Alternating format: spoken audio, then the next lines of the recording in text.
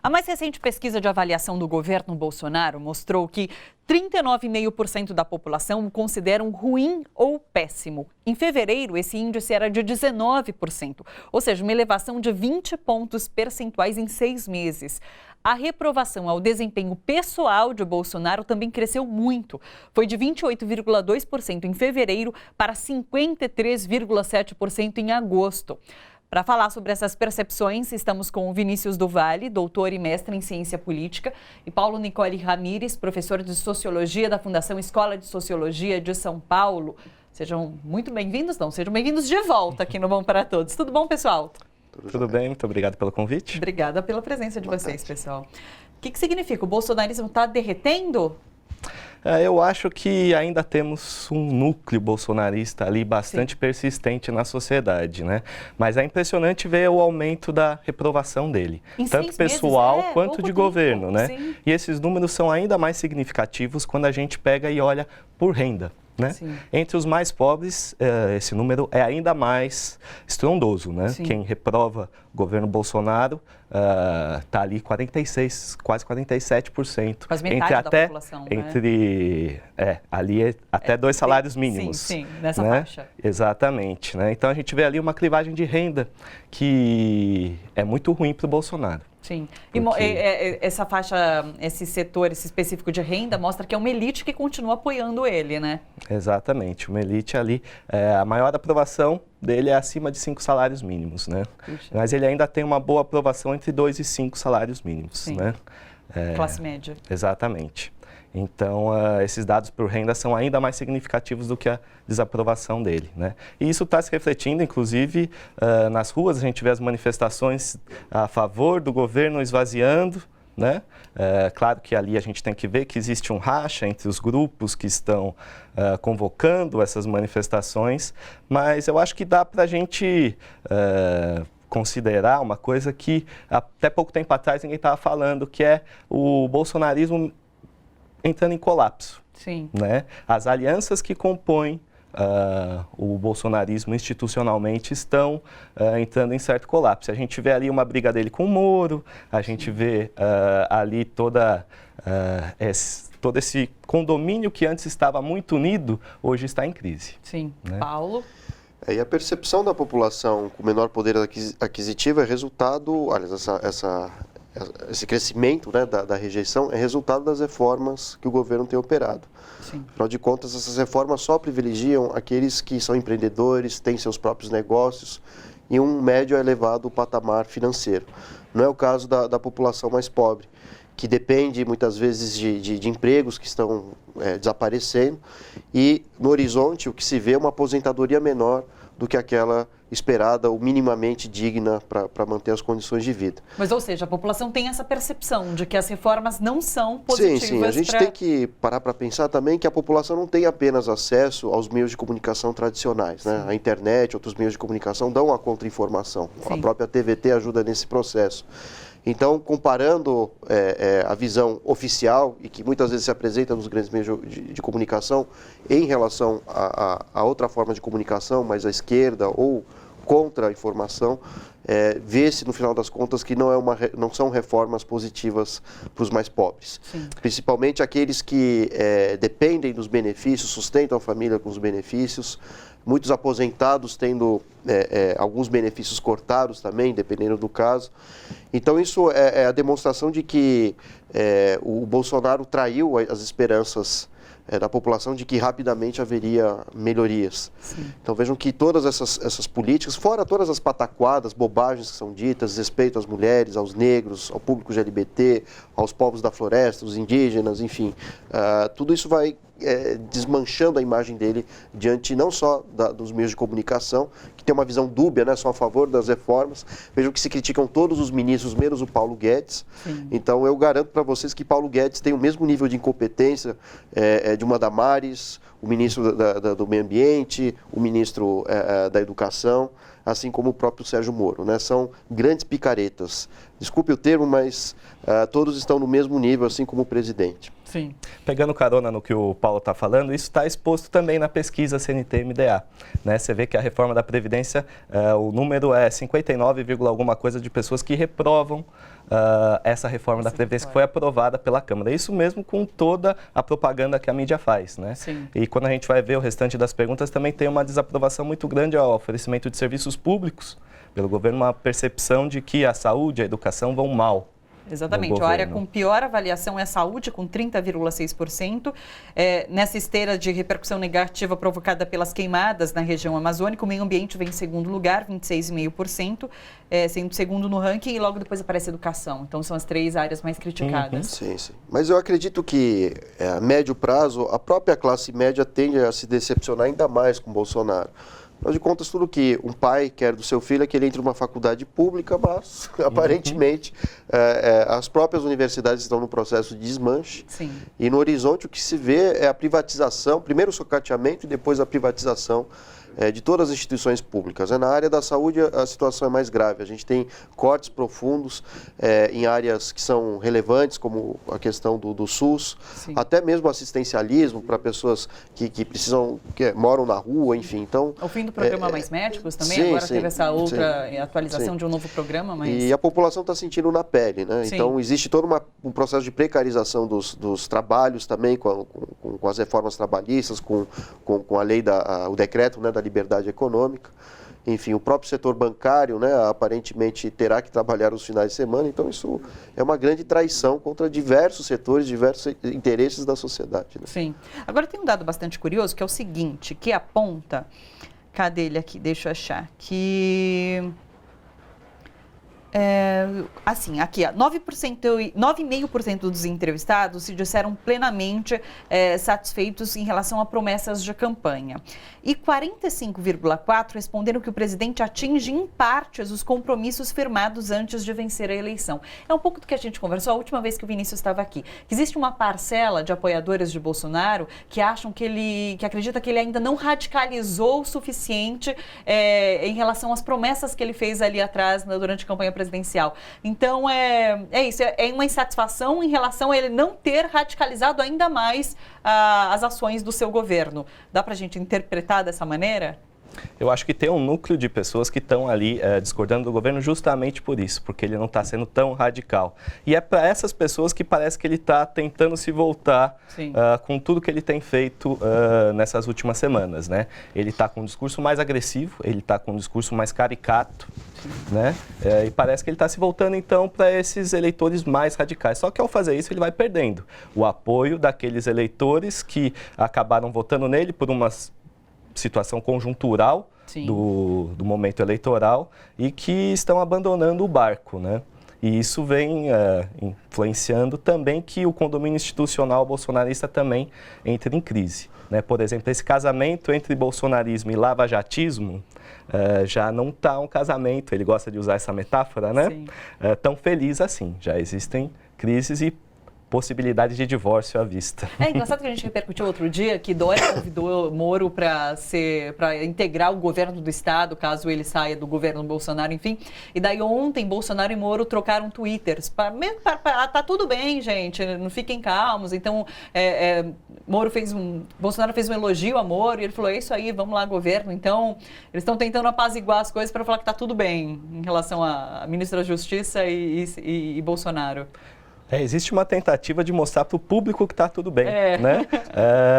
Isso é feito por Twitter, isso é feito assim a nível de espetáculo, né? Mas a gente viu uma procuradora da Lava Jato ontem também pedir desculpas ao presidente Lula por conta das mensagens vazadas que mostram toda a equipe da Lava Jato ironizando as mortes dos familiares do Lula, né? E confirmando a autenticidade da mensagem e mostrando para o público que sequer a equipe da Lava Jato é tão coesa assim quanto eles estão aparentando, ou melhor, querendo aparentar, né, ser, né? Então a gente vê aí algumas rachaduras entre esses grupos de apoio. Então, só voltando à sua questão, grosso modo, 2 tipos de eleitores votaram em Bolsonaro. Primeiro, aqueles que têm toda uma herança colonial, escravocrata, racista, homofóbica. Esses sim se manterão fiéis a Bolsonaro, até que ele saia do poder e talvez anos a fio. Existia um outro grupo, que eram aqueles que votaram no Bolsonaro, imaginando que ele jamais faria o que falava durante a campanha, né? Diga-se de passagem. E exatamente, me parece que esse grupo que se vê decepcionado com o Bolsonaro, que votaram, na verdade, contra o PT e não a favor de Bolsonaro, né? Por N motivos, né?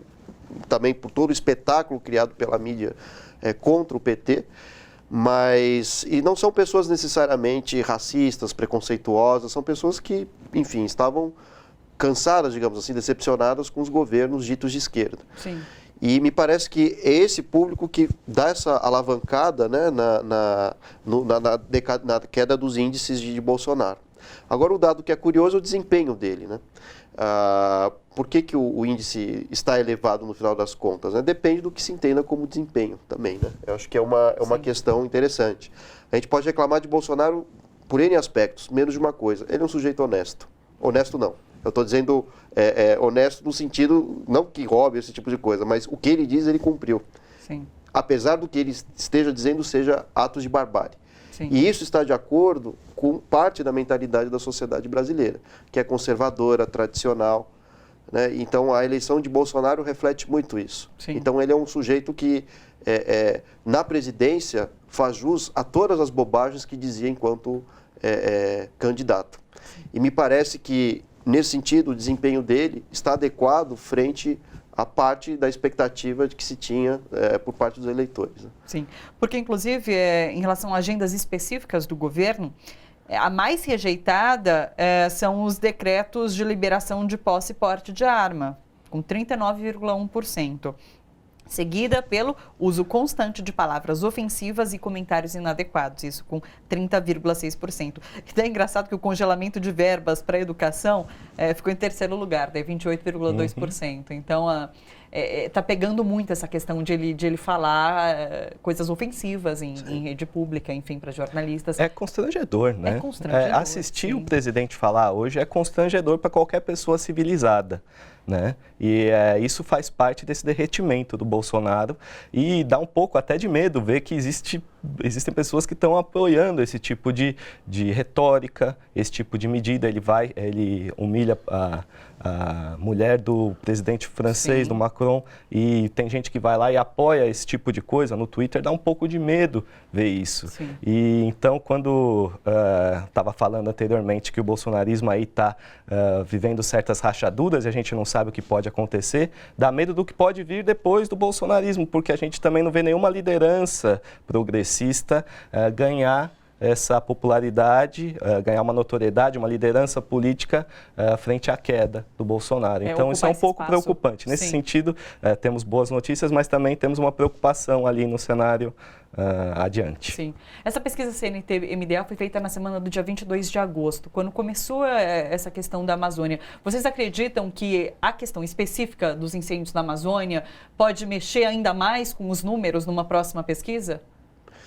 Tende a reforçar, sim, sem dúvida, né? Mas os campos de atuação de Bolsonaro são dos mais diversos, né? Em todos eles, ele se apresenta falando bobagem, seja na área da educação, da saúde, meio ambiente. E em relação ao meio ambiente, é uma marcha muito mais presente nos meios de comunicação. Primeiro, o ataque aos dados do INPE, que anunciava apenas a questão dos desmatamentos, não estava a questão dos incêndios, de fato, né? Sim. E o próprio presidente do INPE veio à tona dizendo que isso é dado científico. Você pode ser ateu, de esquerda, de direita, religioso, mas dado é dado. Não há como contestar índices científicos, né? E acho que essa é uma reflexão que parte da sociedade começa a fazer, né? Porque, independentemente, nos últimos anos, até mesmo no final da ditadura, independentemente de qual fosse o governo, a ciência, ela mantinha, querendo ou não, uma certa autonomia. Sim. E esses setores são estratégicos para qualquer país que se diga civilizado, estão em xeque hoje. Ou seja, a ciência ela precisa manter uma autonomia.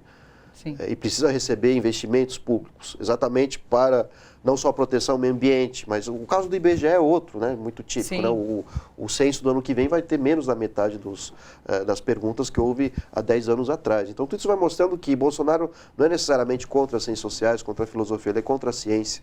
Ele é contra um elemento que é essencial para qualquer sociedade civilizada. Né? Vale lembrar que as bolsas de pesquisa do CNPq não está garantido que elas vão ser pagas, né? E o dinheiro do CNPq vai até sábado, exatamente, né? A gente não sabe o que vai acontecer com o financiamento da pesquisa, o financiamento da ciência no Brasil. Isso é muito preocupante. Num primeiro momento, a educação que reuniu essa grande frente contrária ao governo Bolsonaro.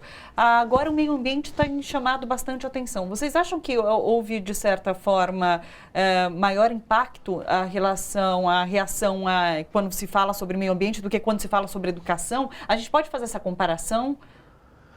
Eu tenho a impressão que tanto a educação, mas talvez mais o meio ambiente, é um tema que concentra tendências ideológicas distintas. Sim. Você pode ser de esquerda, de direita, mas há um consenso global, partidário, de que é necessário proteger o meio ambiente. Haja vista uma reunião, uma conferência dada pelos últimos 5, 6 ministros do meio ambiente. Sim. De Fernando Henrique, do Itamar, do Lula, da Dilma, enfim. Isso mostra que, independentemente de você ser de esquerda, de direita, conservador, mais liberal, enfim, houve uma política nacional nos últimos anos de defesa do meio ambiente. Sim.